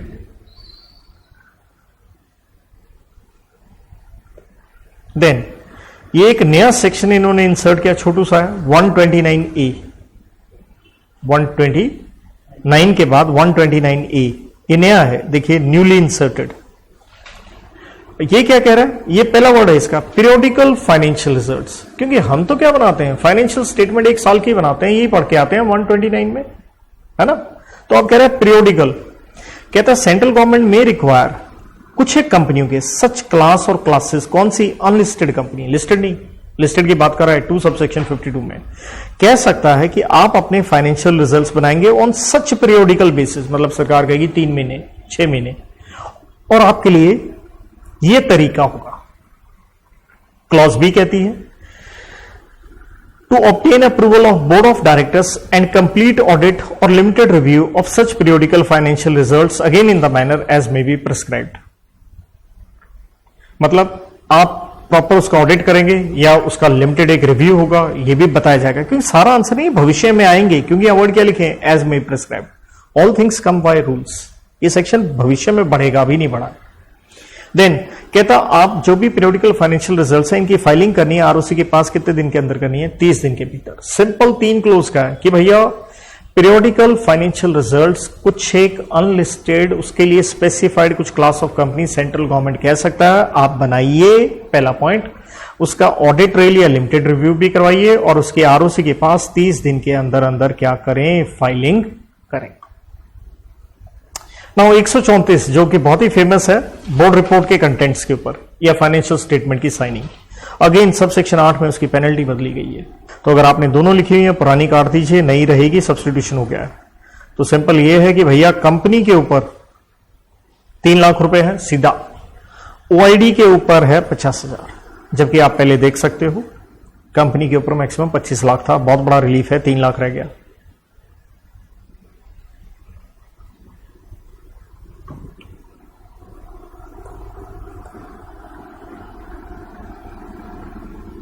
$3,50,000। देन इसमें भी एक अमेंडमेंट और आती है इन रूल्स, एरा रूल 8 सब रूल 5। देखिए हम पढ़ते होते हैं कि अगर आप लिस्टेड कंपनी है या कोई और पब्लिक कंपनी है, पेड अप कैपिटल अगर 25 करोड़ की है आपकी, तो हम काफी इसके अंदर ये पॉइंट लिखते हैं, financial summary, nature of business, director, KMP, blah blah blah, holding subsidiary की लिस्ट दो, ये सब कुछ सेम है। बस इसमें क्या हुआ, ये सेक्सुअल हरासमेंट पॉलिसी, ये सब कुछ लिखा हुआ, कुछ नहीं भैया, 2 नए पॉइंट है। पहली बात आपकी कॉपी में लिखे हुए मिलेंगे, आपको नहीं लिखे मिले तो लिख लीजिए, क्योंकि ये नोटिफिकेशन आती है 24 मार्च 2021 और एप्लीकेबिलिटी आपके सामने है अप्रैल, तो ये पॉइंट हो सकता है ना भी लिखे हो, तो चेक कर लीजिए। तो ये 2 नए पॉइंट क्या है, पहली बात देखिएगा, हमने क्लास में जब कंटेंट्स पढ़ते हैं, मैंने कोड की करवाई थी, अब्राम कूल डैडी, राइट, उसमें आखिरी जो पॉइंट था अदर मैटर्स, ये उससे रिलेटेड है। अदर मैटर्स देख रहे हैं, उनसे रिलेटेड जो ये लिस्टेड कंपनी वाला, ये दुनिया भर के ये पॉइंट, तो उसमें ये आया है कि अगर डिटेल्स ऑफ एप्लीकेशन मेड और any proceeding pending under IBC code, अगर कोई कंपनी इंसॉल्वेंट बैंकरप्ट हो जाती है तो ये कानून लगता है, during the year along with their status as at the end of financial year. मतलब कहता अगर कंपनी ने कोई एप्लीकेशन दे दी है, भाई किसके अंदर दे दी है, आईबीसी कोड में दे दी है, भाई क्लियर, ये किस बात की होती है, ये होता है कि कंपनी को जिंदा रखने की कोशिश की जाए, क्योंकि ये जो कोड है ना आईबीसी, पहली बात सी फाइनल में आएगा, इसमें ये एक कोशिश की जाती है कंपनी को रिवाइव किया जाए। माना कंपनी इंसॉल्वेंट हो गई है, मतलब लायबिलिटी ज्यादा हो गई है, लेकिन कोशिश ये की जाती है रिवाइव की जाए। तो इसके लिए आप एक एप्लीकेशन देते होते हो एनसीएलटी को। अगर कंपनी रिवाइव नहीं की जा सकती तो कंपनी को लिक्विडेशन में डाल दिया जाता है। तो कहता अगर आपने एप्लीकेशन दी है तो बस आपने क्या करना है, साल के एंड में उसका स्टेटस क्या है वो बोर्ड रिपोर्ट में लिख दो। Status in board report as to proceedings under IBC. बहुत शॉर्ट में ऐसा है जो मैं बोल रहा हूं। अगला पॉइंट क्या है, इसी से रिलेटेड अगला पॉइंट कहूंगा। देखिए आप आईबीसी में गए, क्यों? पक्का आपने बैंकों का पैसा मार लिया होगा, मतलब दे नहीं पा रहे होंगे, एनपी हो गया। तो देखिए जब हम बैंक से लोन लेते हैं तो बैंक कोई एसेट गिरवी रख पाता है और उसकी वैल्यूएशन तो होती है। तो अगला पॉइंट क्या कहता है, details of difference between amount of valuation done at the time of one time settlement and the valuation done while taking loan from the bank और financial institution along with reasons. क्या कह रहा है ये? कहता बताओ डिफरेंस क्यों है, किसमें? वैल्यूएशन में। कब? जब आप बैंकों के साथ सेटलमेंट कर रहे थे, कुछ ना कुछ ऐसे पकड़ा रहे होंगे ना कि ये जमीन ले लो भाई साहब, लेकिन इतने रुपए की, तो वैल्यूएशन तो होगी। And the valuation done while taking loan, लेकिन जब लोन लिया था वैल्यूएशन कुछ और थी। तो कहता भाई साहब वो डिफरेंस क्या वो बताओ, साथ में उसके क्या बताओ, कारण बताओ। तो ये दोनों पॉइंट देखिए, कंपनी के हालात खराब हो गए उससे रिलेटेड ही है, इंसॉल्वेंसी से रिलेटेड। एक जो आपने एप्लीकेशन दे दिया आईबीसी में, एक जो सेटलमेंट करते समय वैल्यूएशन में फर्क आ रहा है। तो ये दो पॉइंट ऐड कर लीजिए। अब देखिए अगला सेक्शन आ रहा है सीएसआर। ये मैंने पहले भी क्लास में आपसे शेयर किया था कि भाई साहब इसमें भयंकर चेंजेस हैं, क्योंकि सिर्फ अगेन इसमें भी समस्या ये है 2020 अमेंडमेंट नहीं, एक्ट ही नहीं, पुराने वाले भी कुछ नोटिफाई हुए, रूल्स में बड़ा चेंज। तो मैंने पहले भी आपको कहा था कि ये हमें देखना पड़ेगा इंस्टीट्यूट कितना चेंज करेगा, लेकिन उसके बावजूद भी मैंने एक स्पेशल एक और क्लास रिकॉर्ड करके बच्चों को दी। कईयों ने मांगी भी, तो मैंने कहा यार इस पे वेट कर लो, बेटर होगा, क्योंकि आप दो तरह की देख लोगे, फिर कुछ और चेंज इंस्टीट्यूट XYZ। अब जैसे ये अप्रैल वाला सिचुएशन आ गया, तो आज के इस लेक्चर में मैं इसके ऊपर बात नहीं करूंगा, बड़ा लेक्चर है इसके ऊपर, हम दोबारा इसके ऊपर सेकेंड पार्ट में आपसे डिस्कस करेंगे, सेपरेट लेक्चर, राइट। तो इसके ऊपर एक अलग से लेक्चर आएगा। नाउ 137, ये फाइनेंशियल स्टेटमेंट जब हम फाइल करते हैं आरओसी के पास, कुछ नहीं भैया, पेनल्टी में चेंज है। देखिए पेनल्टी में चेंज क्या है, पहली बात, कंपनी अगर डिफॉल्ट करती है तो कंपनी के ऊपर पेनल्टी होती थी पहले 1000 रुपए डेली, लेकिन ज्यादा से ज्यादा 10 लाख, ये था पुराना, उसको काट दो। अब कंपनी के ऊपर क्या है, 10,000 रुपए है, एंड डेली के जो है वो है 100 रुपया, लेकिन 100 रुपए करते करते ज्यादा से ज्यादा कितने होंगे, 2 लाख। तो बेनिफिट हो रहा है ना भाई आपको, क्योंकि पहले तो 10 लाख था। तो दोनों लिखी हुई है, पुरानी काट दो, नई डाल लो। एंड अफसरों की लंबी लिस्ट है, देखिएगा आपने 137 में देखा होगा, बहुत लंबी लिस्ट हमने पढ़ी थी। MD CFO अगर हो और इनकी एब्सेंस में एनी अदर डायरेक्टर जिसको ये रिस्पॉन्सिबिलिटी दी गई है, और अगर कोई रिस्पॉन्सिबिलिटी नहीं दी गई है तो इन द एब्सेंस सारे के सारे डायरेक्टर, इस तरह से लंबी लिस्ट पढ़ते हैं। तो उसमें कोई चेंज नहीं है, बस पेनल्टी के अमाउंट में चेंज है। पहले होता था भाई साहब 1 लाख, वो काट दो पुराना, नया है 10,000। डेली के 100 रुपए होंगे, ये पहले भी था, पहले था 100 रुपए करते करते मैक्सिमम 5 लाख हो सकता है, 5 लाख काट दो, बस नया क्या है 50,000 है, राइट। मैं फिर रिपीट कर दूं, पेनल्टीज के ऊपर मैं कुछ महीने पहले ही कई बच्चों को ये चार्ट दे भी चुका हूं पेनल्टीज का, लेना हुआ ले लीजिएगा उसमें, लेकिन एक ध्यान रखिएगा सेक्शन 16 वाला जरूर, जो रेक्टिफिकेशन ऑफ नेम की बात करी। अब हम आगे chapter number 10 audit and auditors के ऊपर, जो आप जानते हैं 139 से लेकर के 148 तक है। तो जिसके ऊपर 140 में हम पढ़ते हैं रेजिग्नेशन, रिमूवल भी पढ़ते हैं, लेकिन यहां रेजिग्नेशन की ही बात करेंगे। तो बस उसके अंदर क्या है भैया, पेनल्टी चेंज हुई है। पहले आप पढ़ते थे 5 लाख, बस 5 लाख को चेंज करके 2 लाख कर लीजिए और कुछ नहीं। पहले हम ये पढ़ते थे कि भैया 50,000 और an amount equal to remuneration whichever is less, और कॉन्टिन्यूइंग फेलियर के 500 रुपए, लेकिन मैक्सिमम हो सकते हैं 5 लाख। बस ये 5 लाख हटा दो एंड वाला, बस उसकी जगह क्या लगाना है आपने, 2 लाख लगाना। देयर आफ्टर 143 में, 143 तो मेन ही है आपका ऑडिट रिपोर्ट वाला, आपके फंक्शंस जो हैं। तो इसका सब सेक्शन 3 हम पढ़ते होते हैं डिस्क्लोजर इन ऑडिट रिपोर्ट, जिसके अंदर रूल नंबर 11 याद करो। पहली बात है 143(3) की, मैं कोड की जैसे आपको करवाता होता हूं, इंजीनियर, बैड, दिमाग वाला, है ना, वही वाला है ये। तो उसमें याद कीजिएगा ये अदर मैटर्स वाला जो पॉइंट था जिसके ऊपर हम रूल 11 पढ़ते थे, जिसके ऊपर मैंने एक कोड की बना के दी थी आपको, पीडीएफ, अगर याद कीजिए। पी से क्या था, पेंडिंग लिटिगेशन।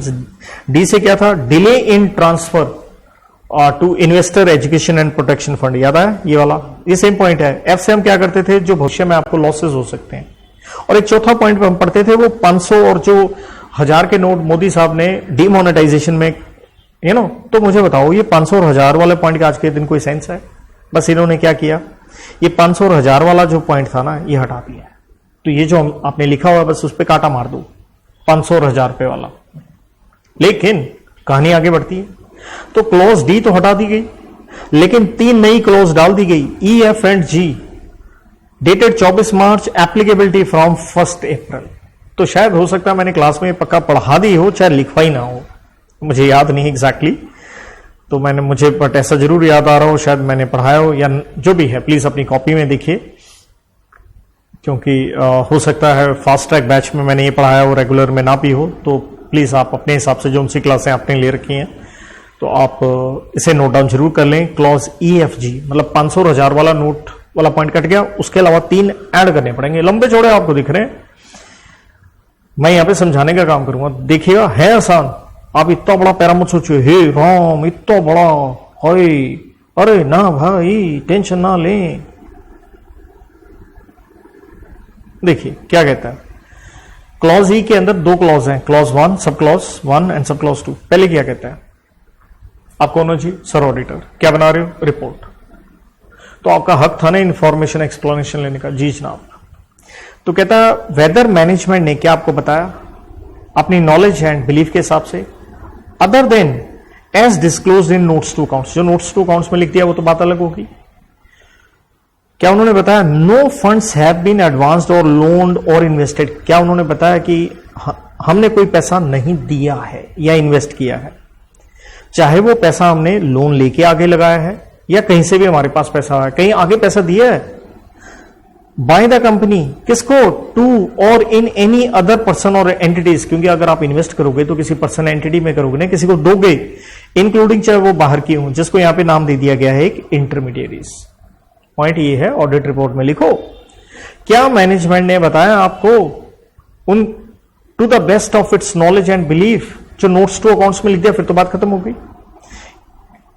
नो, कोई पैसा ना हमने दिया है ना इन्वेस्ट किया है किसी इंटरमीडियरी में, विद द अंडरस्टैंडिंग, इस अंडरस्टैंडिंग के साथ, वेदर रिकॉर्डेड इन राइटिंग और नॉट, रिकॉर्ड किया है या नहीं किया, डेट इंटरमीडियरी जो है शेल वेदर डायरेक्टली और इनडायरेक्टली लेंड और इन्वेस्ट इन अदर कंपनीज। मतलब ये समझ रहे हो, जैसे हम सब्सिडरी में पढ़ते हैं, लेयर के ऊपर रोक लगा रखी ना, 2 से ज्यादा नहीं होंगी। कहता आपने इंटरमीडियरी को दिया, वो आगे से आगे लगा रही है पैसे, कहीं ऐसा तो नहीं है ये अंडरस्टैंडिंग आपकी चल रही हो, ये गेम आप खेल रहे हो, ये अंडरस्टैंडिंग चल रही है आपकी कि वो इंटरमीडियरी क्या करेगी, आगे इन्वेस्ट कर देगी, किसमें, in other persons on behalf of company, जिसे आप क्या कहोगे, अल्टीमेट बेनिफिशियरी, क्योंकि उनके पास पैसा गया, इंटरमीडियरी के पास तो आया नहीं, या आगे किसी को गारंटी सिक्योरिटी दे दी गई। अब अगला क्लॉज टू रिवर्स है, कहीं ऐसा तो नहीं इंटरमीडियरी से पैसा लिया हो, जैसे क्या कह रहा है, whether management has represented to the best of knowledge and belief other than जो डिस्क्लोजर दिया है नोट्स ऑफ अकाउंट्स में, नो फंड्स, ये देख रहे हैं आप word, have been received by company, किससे, person entities including foreign entities, जिसे आप क्या कहेंगे, आप यहां पे फंडिंग पार्टीज, आ रहा है, पहले जा रहा था, विद द अंडरस्टैंडिंग, गेम वही है यहां पे भी, रिकॉर्डेड इन राइटिंग और नॉट, कि ये कंपनी ये पैसा आगे क्या करेगी, अदर पर्सन या एंटिटीज में लगा देगी, जिसे हम कहेंगे अल्टीमेटली बेनिफिशियर्स। इसी के अंदर सब क्लॉज 3 आती है, कहता based on such audit procedure that the auditor has considered reasonable and appropriate in the circumstances, nothing has come to their notice that has caused to believe that the representation under clause 1 and 2 contain any material misstatement। मतलब auditor साहब अपनी report में कहेंगे जो ऊपर वाली 2 clauses थी, भाई मैंने पूछा उनसे ये वो, तो मुझे नहीं लगता उसके अंदर कोई मिसस्टेटमेंट है। अब एफ पॉइंट आता है, कहता है क्या डिविडेंड जो आपने डिक्लेयर या पे किया है, क्या आपने 123 का कंप्लायंस किया है, मतलब 123 सेक्शन का डिफॉल्ट नहीं होना चाहिए, जो कि हम कहते हैं 5 दिन के अंदर अलग खाते में आप पैसे डालो, तो ये सब जैसे हम कहते हैं उसके सोर्सेज क्या है, कहां से डिविडेंड दोगे आप, तो कहते हैं उसका डिफॉल्ट नहीं होना चाहिए, ये आपने ऑडिट रिपोर्ट में लिख के देना है। जी पॉइंट, ये सेम वही पॉइंट है जो हमने सेक्शन 128 में देखा था कि वो रूल नंबर 3 उसके अंदर बुक्स ऑफ अकाउंट्स में कि ऑडिट ट्रेल वाला जो कि एप्लीकेबल होगा 1/4/22 से, सेम वही है। Weather company in respect of financial year commencing on और आफ्टर 1 अप्रैल 2022, देख रहे हैं आप। दरअसल ये पूरा जी क्लोज नया अमेंडमेंट से आया, लेकिन उसके अंदर ये वाला हिस्सा फर्दर अमेंडमेंट से आया, राइट?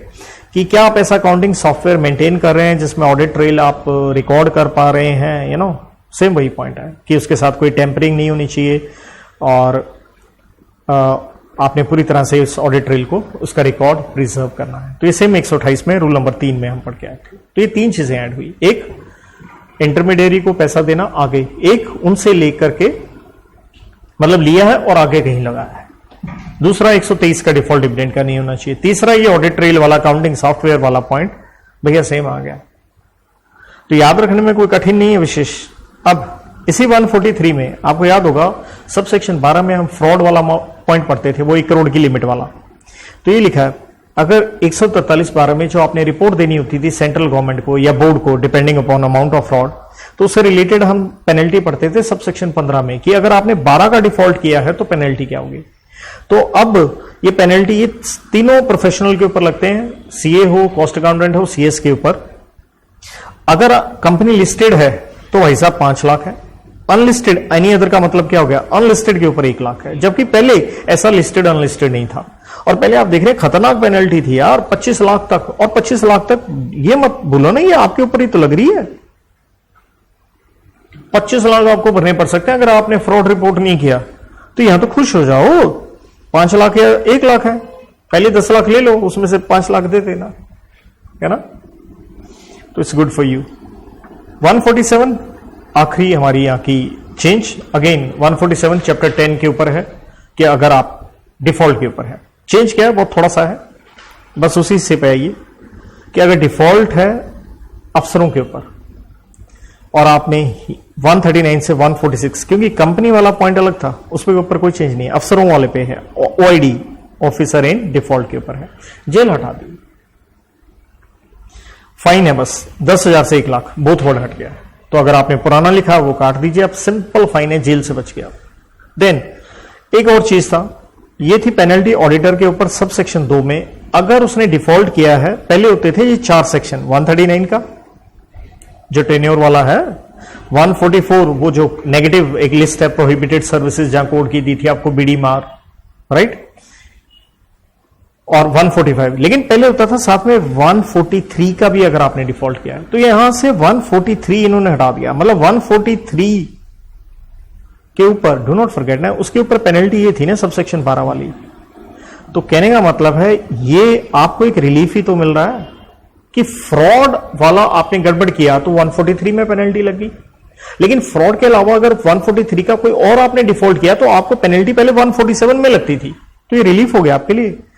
मतलब बच्चा कहता है यार ये 143 हटा दिया, क्या सेंस हुई? अरे सेंस लगा ना यार, तेरे को बेनिफिट हो रहा है, तू सीए बन रहा है, तेरे लिए ये सेक्शन से तेरे को इस सेक्शन की डिफॉल्ट के ऊपर तेरे को पेनल्टी नहीं है, राइट। तो ये चेंज है, बाकी आगे कुछ नहीं है इसके अंदर, बाकी सारा सेम है।